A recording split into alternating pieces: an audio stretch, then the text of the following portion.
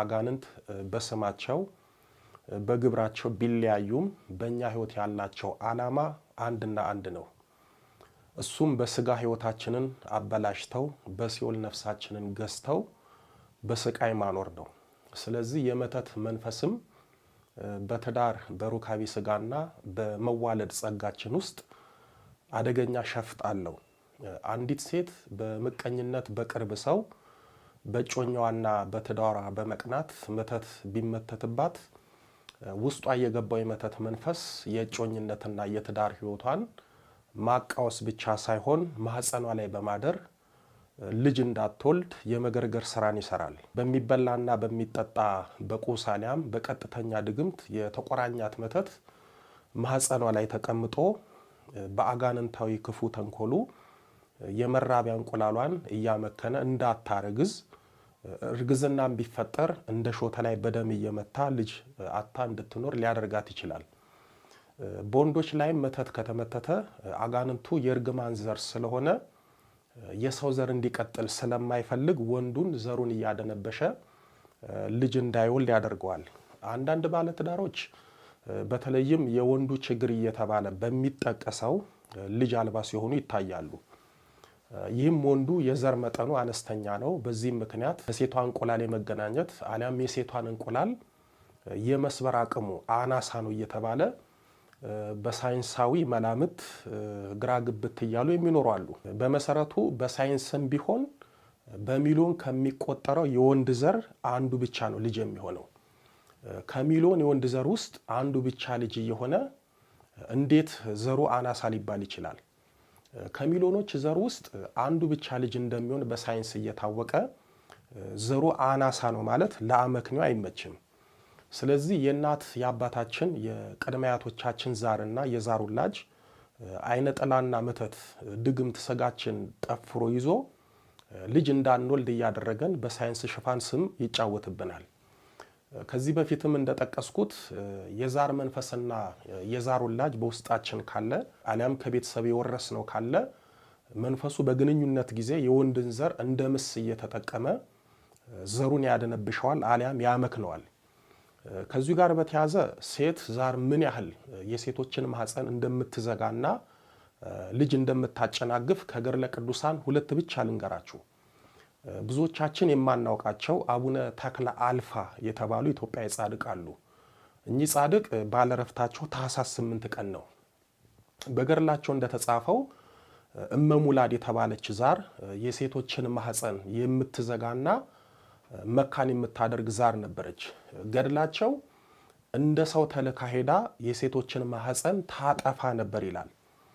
ታዲያ በእመሙላድ ዛር ምክንያት እናቶች ማህፀናቸው እንደሚዘጋና ልጅ እንደሚጨናገፍባቸው ያወቁት አቡነ ተክለ አልፋ እመሙላድ የተባለችውን ዛር በጸሎታቸው እንደ አውሬ አባረው እንዳጠፏት ገድላቸው ይናገራል።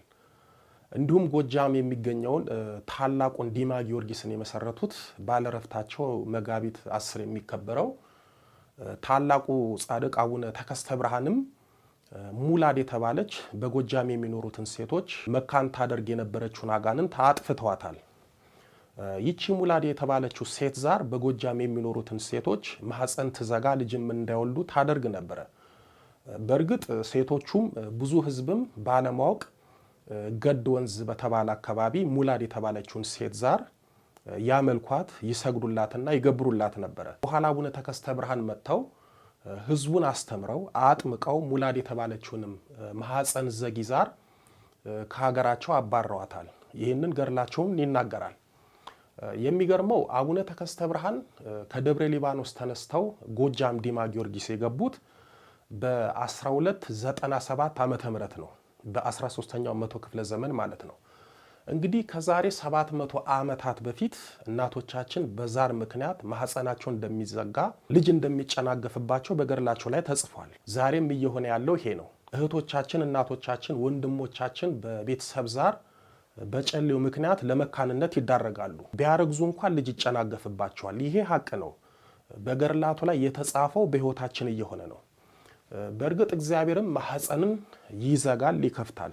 በአንደኛ ሳሙኤል በምዕራፍ 1 ቁጥር 5 ላይ እግዚአብሔር ግን ማህፀኗን ዘግቶ ነበር ተብሎ እግዚአብሔር የሐናን ማህፀን እንደዘጋ ተጽፏል። እንዲሁም በኦሪት ዘፍጥረት በምዕራፍ 29 ቁጥር 31 ላይ እግዚአብሔርም ሊያ የተጠላች መሆኗን ባየ ጊዜ ማህፀኗን ከፈተላት ተብሎ ተጽፏል። ስለዚህ እግዚአብሔር ማህፀንን ይዘጋል፣ ይከፍታል፣ ወይም ልጅ የመውለድ ጸጋ ይሰጠናል፣ ስጦታችን ካልሆነ ይነሳናል። በመጽሐፍ ቅዱስ ላይ ልጅ የሚወልድና ልጅ የማይወልድ ማህፀን እንዳለ እንደተጻፈ ሁሉ ልጅ ስለሚጨናገፍበት ማህፀንም ተጽፏል። ብዙዎቻችን ይሄ ያልተጻፈ ይመስለናል። በዚህ በትንቢተ ሆሴዕ በምዕራፍ 9 ቁጥር 14 ላይ የሚጨነግፍ ማህፀን የደረቀውንም ጡት ሰጣቸው ተብሎ ተጽፏል። የወለላይቱ እመቤት ልጆች የመተት መንፈስ እሱ በፈለገው አካላችን ላይ ስለሚቀመጥ አንዴ ውስጣችን ከገባ ብዙ ነገራችንን ያበላሻል። ለምሳሌ መተትና ዛር በሴት ልጅ ማህፀን ውስጥ ደዌ አሊያም እጢ ሆኖ ሊቀመጥ ይችላል። በዚህ አጋንንታዊ የተንኮል ችሎታው ሁለት ጉዳት ሊያደርስ ይችላል። አንደኛው ጉዳት በደዌ ወይም በእጢ ተመስሎ የሴት ልጅ ማህፀን ውስጥ ከተቀመጠ ለህመም ለስቃይ በመዳረግ ብሎ ማህፀንን በማስቀደድ ማህፀንን ከጥቅም ውጪ ሊያስደርግ ይችላል። ስንቱ ባጋንንት ስውርና ግልጽ ተንኮል ማህፀናቸው ተቀዶ ልጅ አልባ ሆነዋል። አንዳንዶችም ማህፀናቸው ሙሉ በሙሉ ከአካላቸው ወጥቶ ልጅ አልባ ሆነዋል። አጋንንት የስንቱን ሴቶቻችንን ማህፀን በማስወጣት ለዘላለማዊ ጉዳትና ጤና ማጣት ዳርጓቸዋል። እንዲሁም በወንዶች ላይ የቤተሰብ ዛርና የዛር ውላጅ አይነ ጥላና መተት በዘር ከረጢታቸው ውስጥ በማደር ዘራቸውን ያደነብሻል፣ ያመክናል። አጋንንቱ የወንዱን ዘር እንደ ምስ እየተጠቀመ ውስጥ ሆኖ እየለቀመ ወንድየውን ዘሩ ለልጅ የሚዘጋጅ እንዳይሆን ያደርገዋል። ግራ ሲገባ ወደ ሕክምናው ይሄዳል። የዘር ፍሬ ደካማ ነው ይባላል። አጋንንቱ በዚህ በሳይንሳዊ አሳማኝና አማሳኝ ምክንያት ተሰውሮ ራሱን በወንዱ ዘር ውስጥ ቀብሮ ልጅ አልባ ያደርገዋል። ይህ አጋንንታዊ ተንኮል ሂደት ነው የዘር መደንበሽ የምንለው። ማህፀን የሚዘጋና ዘር የሚያደነብሽ መተት በትዳራችን ውስጥ ያለው ሴራና ጥፋት በጣም ብዙ ነው። ይህም አንደኛ በተፈጥሮ የተሰጠንን ልጅ የመውለድ ጸጋ ይነሳናል ወይም ይዘጋብናል። ሁለተኛ መተቱ በራሱ በትዳሩ ላይ የሚያመጣው ተጽዕኖ ከባድ ነው። ይህም ሰላም ይነሳናል፣ በሆነው ባልሆነ ያጋጨናል፣ አያስማማንም። አንድ ቀን ውሃ አንድ ቀን አፈር ያደርገናል። ፍቅራችን ቢበዛ ለሳምንት ነው፣ ከዛ በኋላ እሳትና ጭድ ነው። ሶስተኛው በሩካቤ ስጋ አያስማማንም። በሩካቤ ደስታ እናጣለን፣ ያስጠላናል። ሚስት የባሏ ገላ ይቀፋታል፣ ባል የሚስቱ ገላ መስህብ አልሆን ይለዋል። በተለይ ለምን አገባው የሚል ቁጭት ውስጥ እየከተተ በትዳራቸው አንድነት ሳይሆን ምሬት ብቻ እንዲኖራቸው ያደርጋል። ሁለተኛው ጉዳት የመተት አጋንንት ከተሳካለት መለያየት ውስጥ ይከታቸዋል። የመተት አጋንንት በባለትዳሮች ላይ ያለው አንደኛውና ዋነኛው ግቡ ማፋታት ነው። የመተት አጋንንት በሰው ክፋትና ክፉ ቅናት ሲቆራኘን የነገርኳችሁን ጉዳቶች አሳድሮብን የትዳር ሕይወታችንን ባዶና ልጅ አልባ ያደርጋል። ወዳጆቼ መተትን እንደ ቀልድና እንደ ቀላል አትዩት። አንዳንድ አባቶችም አንዳንድ መምህራንም መተት የሚባል ነገር የለም እያሉ ለመተተኞች ጥብቅና ቢቆሙም መተትና መተተኞች ዛሬ ብቻ ሳይሆን በብሉይ ኪዳን ዘመን ከሺህ ዓመታቶች በፊት እንዳሉ መጽሐፍ ቅዱስ ይነግረናል። ፈስ ያለበት ዝላ አይችልም ሆነና ዛሬ በሚያስደነግጥ ሁኔታ ለመተተኞች ጥብቅና ሲቆሙ እናያለን። እኛም በመተት የሚቸገረውን እናያለን። በሚገርምና በሚደንቅ ሁኔታ ትልልቅ አባቶችም መምህራንም መተትን ከመጠንቀቃቸውና ለምሳሌ በሚበላና በሚጠጣ ነገር የሆነ ነገር ያበሉኛል፣ ያጠጡኛል ብለው እንዴት እንደሚጠነቀቁ ምን ያህል ሰው ቤት ደጀ ሰላም ከመብላት እንደሚርቁ ይታወቃል። በዚህ በማህበራዊ ሚዲያ ስለማይነገር ነው እንጂ እንዴት እንደሚጠነቀቁ እንዴት እንደሚርቁ ይታወቃል። ቤተ ክርስቲያን፣ ሰው ቤት፣ ግብዣ ቦታ እንኳን ኖርማል ምግብ ሊበሉ ከመፈራራታቸው የተነሳ ዝክር የማይቀምሱ ብዙ አሉ። እኔ ፊት ለፊት ተናገርኩ እንጂ ብዙዎች ተፈራርተው ተጠባብቀው ተጠንቅቀው ነው የሚኖሩት። አብዛኞቹ ሰው ያመጣላቸውን ምግብ አይበሉም። ታዲያ ይሄ የምን ችግር ነው? የምን ፍርሃት ነው? አንዳንዶች የለም የሚሉትን ብዙዎች ደግሞ እንዳለ የሚያውቁትን መተት ከመፍራትና ከመስጋት የተነሳ ነው የማይበሉት። በህመም እያሳበቡ፣ በመድኃኒት እያሳበቡ፣ በጾም እያሳበቡ የማይበሉ ብዙ አሉ። የሚገርመው ደግሞ መተት የለም ውሸት ነው የሚሉት አንደኛ ተጠንቃቂና ራቂ እነሱ ናቸው።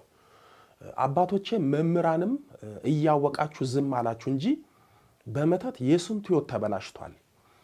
በመተት ስንቱ ሊቃውንት ተጎድተዋል። በመተት ስንት ተስፈኛ የቤተ ክርስቲያን ተማሪዎች ተጎድተዋል። በመተት ስንት የቤተ ክርስቲያን አስተማሪዎች ተጎድተዋል። አእምሯቸው ምጡቅና እነሱም ሊቅ የሆኑ መምህራንና ተስፈኛ ተማሪዎች በመተት ስንት ነገራቸውን አጥተዋል። እኔን ጡጦ ማርያም እያለው ከወሎ የመጣ ታማሚ ልጅ ነበረ። ይሄ ልጅ ቅኔውን፣ ቅዳሴውን፣ አቋቋምን ተምሮ አንዱ የቀናበት መስታብድ መተት ደግሞበት ጨርቁን ጥሎ አብዶን ጡጦ ማርያም ለረጅም ጊዜ ተጠምቆ ነው የዳነው። በመጨረሻም የሰው ክፋት አንገፍግፎት ገዳም ገብቶ በጸሎት ተወስኖ ይኖራል። ጻድቃኔ ማርያምም እያለው ምን የመሰለ ድምፅ ከእውቀት እውቀት ከትምህርት ጋር አስተባብሮ ያዘ ወጣት መሪ ጌታ በመስታብድ መተት አሳብዶት በአብራን ከርትት ከሀገር አስወጥተውት አእምሮን አሳጥተውት ለረጅም ዓመታት ጻድቃኔ ማርያም ጸበል ይጠመቅ ነበረ። ይሄ ልጅ ገዳሙ ምዕመናኑን በደንብ ያውቁታል። የሚያዝንለት ሰው የለም ነበረ። በመተት ሌላም ብዙ ችግርና ጉዳቶች ሰው ላይ የደረሱና ያደረሱ አሉ። በመተት ስንቱ ተምሮ ቤተሰቡን ሀገሩን መጥቀም እየቻለ ተምሮ እንዳልተማረ ሆኗል። በመተት ስንቱ የተማረ መሀይም ሆኗል። የለፋበት የተማረው ጠፍቶታል። በመተት የስንት እህቶቻችን ወላድ ማህፀን ተዘግቶ ልጅ አልባ ሆነዋል። በመተት ስንት ልጆች ተጨናክፈዋል። በመተት ስንት ህፃናት ሞተዋል። በመተት የስንቱ ብሩህ ተስፋ ጨልሟል። በመተት ብዙዎች ሩቅ ሀሳቢዎች ቅርብ አዳሪዎች ሆነዋል። በመተት ስንቶቹ ህይወታቸው ተመሰቃቅሎ ደም እንባ አልቅሰዋል። በመተት የስንቱ እህቶቻችን እድል ተዘግቷል። በመተት የተጠቁት የታሰሩት ግን የታደሉት በገዳማትና በጸበል ለመፈታት ደጅ ይጸናሉ። በመተት መጠቃታቸውንና መታሰራቸውን ያላወቁት ደግሞ በመተት ችንካር ተቸንክሮ ባሉበት ቆመዋል። በመተት የስንቱ ትዳርና ቤተሰብ ላይመለስ ተበትኗል። በመተት የስንቱ ትዳር ፈርሷል። ስንት ልጆች ተበትነዋል። በመተት ስንት እህቶቻችን የራሳቸውን ሰው አጥተዋል፣ ተነጥቀዋል። በመተት ስንቱ አልቅሷል፣ ስንቱ አንብቷል። በመተት ምክንያት ስንቱ ሃይማኖቱን ቀይሯል። በመተት ስንቱ ጎበዝ አብዷል። በመተት ስንት ቤተሰብ ልጆቻቸውን አጥተዋል። በመተት ስንቱ የጮኝነትና የትዳር ህይወት እንዳይኖረው ተተብትቦ የቤተሰብ ተጧሪ ሆኗል። በመተት ስንቱ ጎበዝ ነጋዴ ከስሮ በድህነት ዳዴ ሄዷል። በመተት ስንቱ ባለ ብሩህ አእምሮ ፈዞ በመጠጥና በሱስ ደንዝዞ ያለው ቦታው ተቀምጧል። የሚያውቅ ስለሌለ እንጂ በአሁን ሰዓት በወንጀል ከታሰሩት ሰዎች ይልቅ በመተት የታሰሩት ሰዎች ይበልጣሉ። ወዳጆቼ የመተት አጋንንት ውስጣችን ከገባ እንኳን ማህፀን መዝጋት እንኳን የወንድ ዘር ማደንበሽና ማምከን ቀርቶ ህይወትን እስከ ማጥፋት ይደርሳል። መተት ልጅ እንዳንወልድ ማምከን ብቻ ሳይሆን ህይወትንም ያመክናል።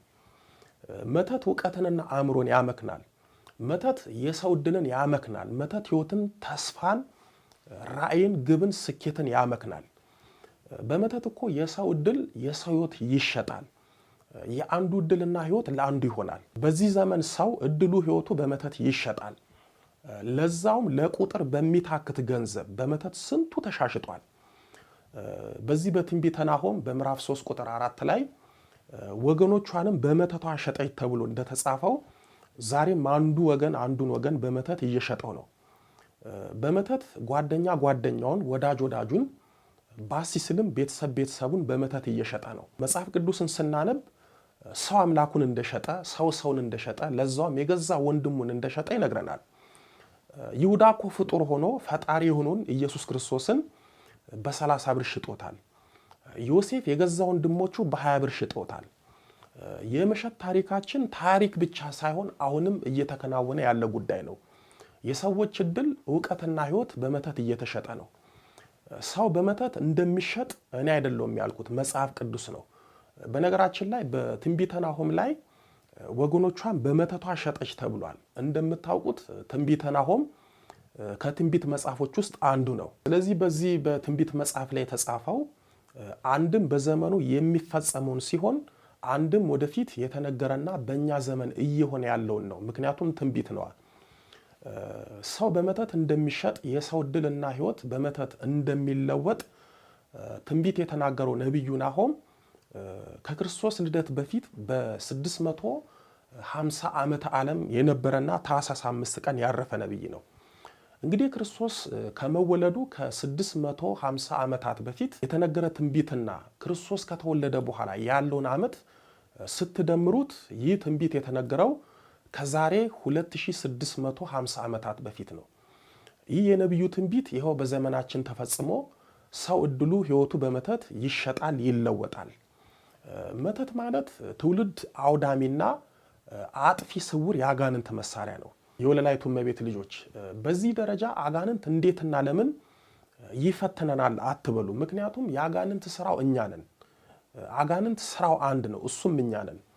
ሌላ ስራ የለውም። ስራው እኛን መፈተን፣ ስራው ህይወታችንን መበተን፣ ስራው ባዶነትን ማስታቀፍ፣ ስራው በስጋም በነፍስም ማሸነፍና የሲኦልን መከራና ገፈት ማስታቀፍ ነው። ያለ በጀት፣ ያለ ወጪ፣ ያለ ድካምና ያለ ስንፍና፣ ያለ ምግብና ያለ መጠጥ የሚንቀሳቀሱ አጋንንት ከተሳካለት ቀለቡኛ ነን። አጋንንት የሚረካው የሚደሰተው የሚጠግበው እኛን በስጋም በነፍስም ሲጥለንና የራሱ ሲያደርገን ነው። የአጋንንትን የውጊያ ስልትና የፈተና ብላት ካላወቅን በእጃችን ያሉት የኔ የምንላቸው ነገሮች ሁሉ እንደ ቀልድ ይበተናሉ፣ ከእጃችን ይወጣሉ። የአጋንንትን ተንኮልና ፈተናን ማወቅ ለመጠንቀቅ ነው። ስለዚህ የመውለድ ችግር ያለባችሁ ሴቶችም ወንዶችም የሐኪምን መርዶ ሰምቶ ከመቀመጥ ወደ እግዚአብሔር በጸሎት ማንጋጠጥ ለችግራችን አንዱ ትልቁ መፍትሄ ነው። በትዳር ያላችሁ የመውለድ ችግር አለብን የምትሉ ወገኖቼ ወደ ሕክምና የዞረውን ፊታችሁን ወደ ጌታችንና ወደ እመቤታችን አዙሩ። በጾም በጸሎት በምጽዋት በስግደት በእንባ የጥያቄያችሁን ምላሽ ታገኛላችሁ። በሰው ክፋት በመተትና በዛር በዓይነ ጥላ የተዘጋው ማህፀን ይከፈታል፣ የደነበሸው ዘር ይለመልማል፣ ሚስጥሩም ይገለጽላችኋል። በዚህ በመጽሐፈ ኢዮብ በምዕራፍ 33 ቁጥር 25 ላይ ስጋው እንደ ሕፃን ስጋ ይለመልማል ተብሎ ተጽፏል። እግዚአብሔር ልጅ ልስጣችሁ ካለ፣ እግዚአብሔር የተዘጋውን ማህፀን ልክፈት ካለ፣ እግዚአብሔር ዘራችሁን ላለምልም ካለ እንደተናገረውም በእውነት ስጋችሁን እንደ ሕፃን አለምልሞ ልጅ ይሰጣችኋል። ዋናው ማመን መታመንና እንደ ሳሙኤል እናት እንደ ነቢይት ሐና እንደ ቅድስት ኤልሳቤጥና እንደ ቅዱስ ዘካርያስ በርትቶ መጸለይ ነው። በአንደኛ ሳሙኤል በምዕራፍ 2 ቁጥር 5 ላይ እግዚአብሔር የተዘጋውን የሐናን ማህፀን ከፍቶ መካኒቱ 7 ወልዳለች ተብሎ እንደተጻፈው እንደ ሐና ከጸለያችሁ ልጅ ትወልዳላችሁ፣ ለዛም የተባረከ ልጅ። ልጅ አጣችሁትም ኃያሉ መድኃኔዓለም ልጅ ይስጣችሁ፣ በልጅ ይጎብኛችሁ። ወለላይቱ እመቤት በቃል ኪዳኗ ልጅ ትስጣችሁ። ማህፀናችሁ የተዘጋውንም ማህፀናችሁን ይክፈትላችሁ፣ ዘራችሁ የደነበሸውንም ዘራችሁን ያለምልምላችሁ። በቀጣይ በክፍል 18 ብዙዎች ስለተጎዱበትና ስለሞቱበት ማታ ተኝተው ጠዋት ሞተው ተገኙ፣ ጠዋት ተኝተው ከሰዓት ሞቱ ስለሚባሉበት የሞት አጋንንትና ድግምት ስለሆነው ስለ ጥላ ወጊ መተት ወይም ስለ መቅተል እንማማራለን። ሕዝቤ እውቀት ከማጣቱ የተነሳ ጠፍቷል። ትንቢተ ሆሴዕ ምዕራፍ 4 ቁጥር 6። ከትውልዱ ማን አስተዋለ? ትንቢተ ኢሳይያስ ምዕራፍ 53 ቁጥር 8። ፈረስ ለጦርነት ቀን ይዘጋጃል፣ ድል ግን ከእግዚአብሔር ዘንድ ነው። መጽሐፈ ምሳሌ ምዕራፍ 21 ቁጥር 31። ያስተማረን የመከረን የአባቶቻችን አምላክ ልዑለ ባሕርይ ቅዱስ መድኃኔ ዓለም ኢየሱስ ክርስቶስ ክብር ምስጋና ይድረሰው። ድንግል ስንላት ጌታን ወልዳ የተገኘች፣ ጌታን የወለደች ስንላት ድንግል የሆነች፣ ስሟን ለመጥራት ከሰማይ ከምድር የከበደች፣ መንበረ ፀሐይ መንበረ ሥላሴ ንግሥተ ሰማይ ወምድር የጌታችን የመድኃኒታችን የኢየሱስ ክርስቶስ እናት ወለላይቱ እመቤት ድንግል ማርያም ምስጋና ይድረሳት።